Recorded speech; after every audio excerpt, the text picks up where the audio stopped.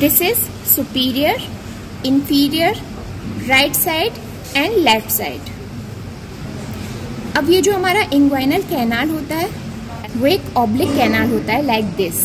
ये एक intermuscular oblique passage होता है और लगभग 4 सेंटीमीटर लॉन्ग होता है।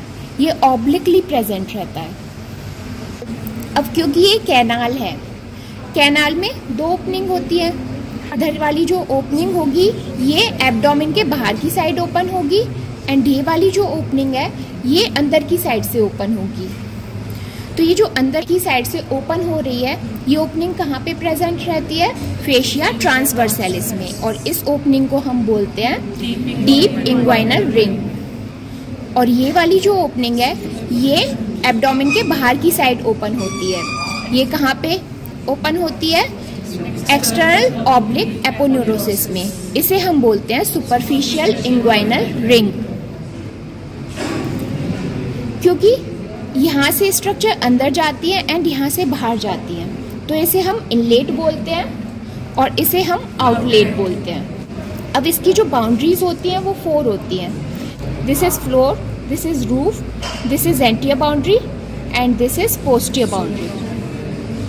तो 1 बाय 1 देखते हैं सभी को। क्योंकि यहाँ पे हमारी सुपरफिशियल इंग्वाइनल रिंग है, ये ट्रायंगुलर शेप की होती है एंड ये प्रेजेंट होती है एक्सटर्नल ऑब्लिक एपोन्यूरोसिस में।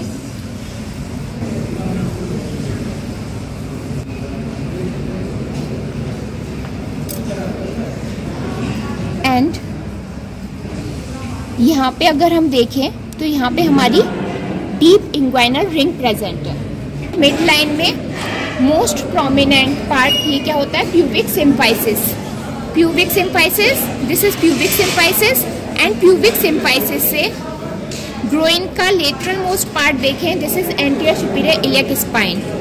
प्यूबिक सिम्फाइसिस से एंटीरियर सुपीरियर इलियक स्पाइन तक एक लाइन खींचेंगे, उस लाइन को इक्वल 2 पार्ट में डिवाइड कर देंगे। तो जो मिड पॉइंट होगा इस लाइन का, this is mid inguinal point. Mid inguinal point से 1.2 सेंटीमीटर अबव जाएंगे।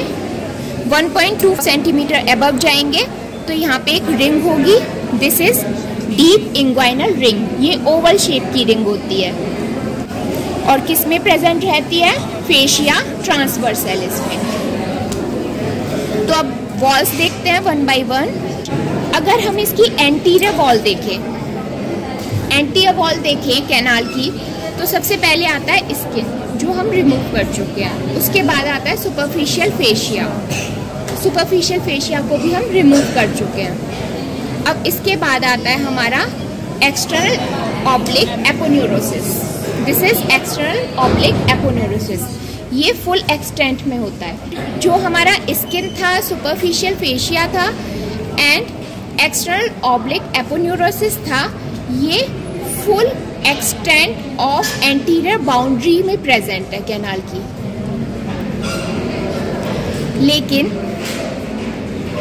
जो लेटरल 1/3 ऑफ बाउंड्री है, anterior boundary, it is form by internal oblique muscle. This is internal oblique muscle. मैंने यहाँ से इसे कट कर दिया है फॉर अ बेटर व्यू। अब आते हैं इसके रूफ पे। Roof is form by arched fibre of internal oblique and transversus abdominis muscle. This is arched fibre of internal oblique and this is arched fibre of transversus abdominis muscle. ये transversus abdominis है तो ये इसके arched fibre है। इन दोनों arch fibre से इसकी roof form होगी। क्योंकि हमारी एंटीरियर बाउंड्री ऑलरेडी हट चुकी है तो हमें कंटेंट यहाँ पे दिखाई दे रहे हैं, तो हम कंटेंट्स को देख लेते हैं। This is spermatic cord. This is spermatic cord. तो ये जो स्पर्मेटिक कॉर्ड होता है ये इसका ट्रू कंटेंट होता है, क्योंकि ये डीप इंग्वाइनल रिंग से एंटर करता है एंड सुपरफिशियल इंग्वाइनल रिंग से ये बाहर निकलता है। लेकिन इसका एक कंटेंट और होता है, दिस इज इलियो इंग्वाइनल नर्व। ये जो इलियो इंग्वाइनल नर्व है ये इसका ट्रू कंटेंट नहीं माना जाता, क्योंकि ये बाउंड्री को क्रॉस करते हुए मिड पार्ट ऑफ कैनाल से एंटर करता है एंड सुपरफिशियल इंग्वाइनल रिंग से बाहर निकलता है। तो ये इसका ट्रू कंटेंट नहीं माना जाता, लेकिन अगर कंटेंट देखें तो मेल में 2 कंटेंट होते हैं, this is ilioinguinal nerve and this is spermatic cord.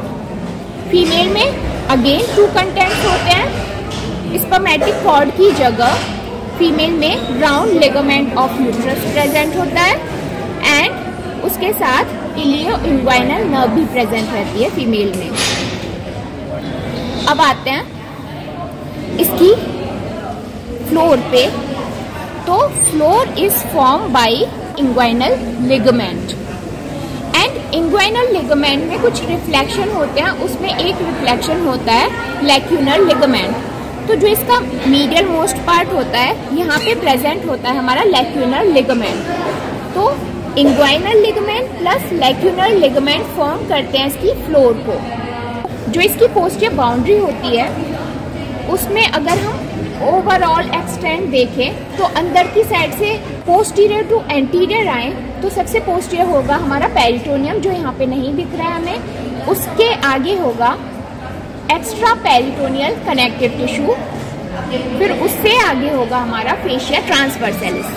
तो हमें फेशिया ट्रांसवर्सैलिस यहाँ पे दिखाई दे रहा है, this is fascia transversalis. Fascia transversalis के आगे आए तो प्रेजेंट होगा हमारा कंजॉइंट टेंडन, यानी कि एक टेंडन होता है जो कि internal oblique muscle and transversus abdominis के फाइबर के कॉम्बिनेशन से बनता है, दैट इज कंजॉइंट टेंडन।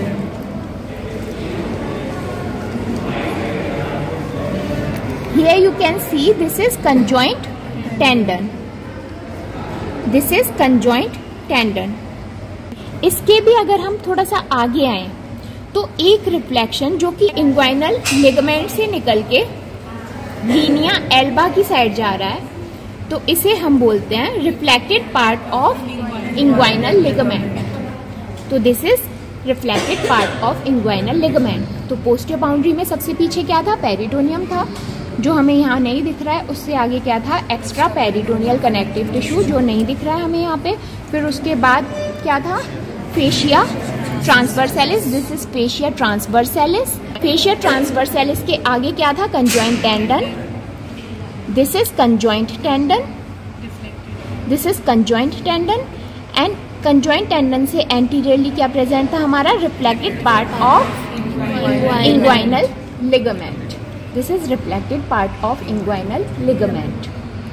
अब हम डीप इंग्वाइनल रिंग से थोड़ा सा मीडियल जाके फेशिया ट्रांसवर्सैलिस को भी थोड़ा सा डाइसेक्ट करके अगर देखें तो यहाँ पे हमें एक आर्टरी दिखाई देगी। See, this is inferior epigastric artery.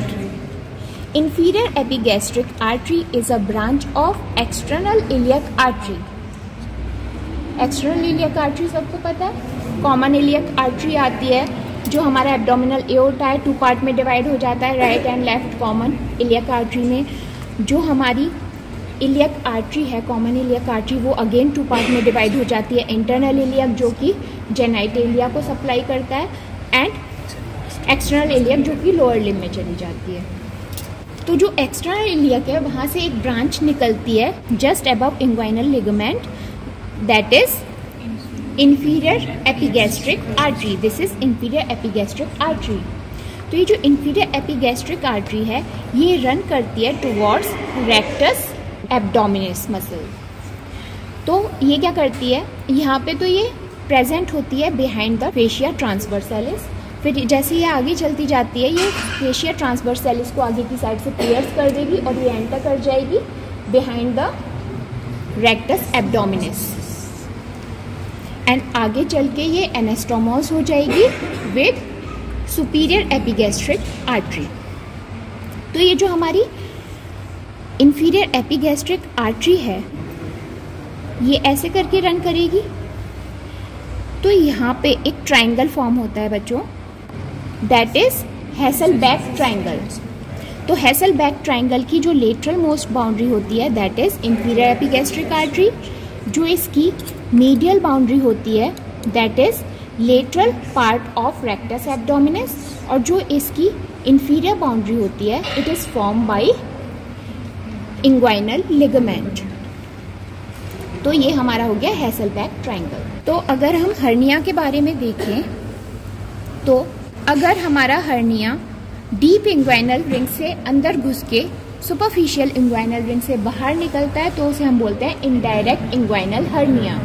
एक तरह से हम इस आर्टरी के बेसिस पे देख सकते हैं, this is deep inguinal ring and this is inferior epigastric artery. तो डीप इंग्वाइनल रिंग से एंटर करके अगर हमारा हर्निया सुपरफिशियल इंग्वाइनल रिंग से बाहर निकलता है that is indirect inguinal hernia. और अगर हमारा hernia medial to the inferior epigastric artery से इंग्वाइनल कैनाल में एंटर करते हुए सुपरफिशियल इंग्वाइनल रिंग से बाहर निकलता है that is direct inguinal hernia. अब ये जो हैसेलबैक ट्रायंगल है उसे अगेन हम 2 पार्ट में डिवाइड कर देते हैं। यहाँ पे एक होता है हमारा मीडियल अम्बलाइकल लिगामेंट। तो मीडियल अम्बलाइकल लिगामेंट के लेटरल वाला जो पोर्शन है हैसेलबैक ट्रायंगल का उसे हम बोलते हैं lateral part of Hesselbach triangle. जो इससे मीडियल वाला पोर्शन है उसे हम बोलते हैं medial part of Hesselbach triangle. अगर हमारा direct hernia lateral part of Hesselbach triangle से निकलेगा एंड एंटर कर जाएगा इंग्वाइनल कैनाल में एंड हमारा सुपरफिशियल इंग्वाइनल रिंग से बाहर निकल जाएगा, उसे हम बोलेंगे लेटरल डायरेक्ट इंग्वाइनल हर्निया।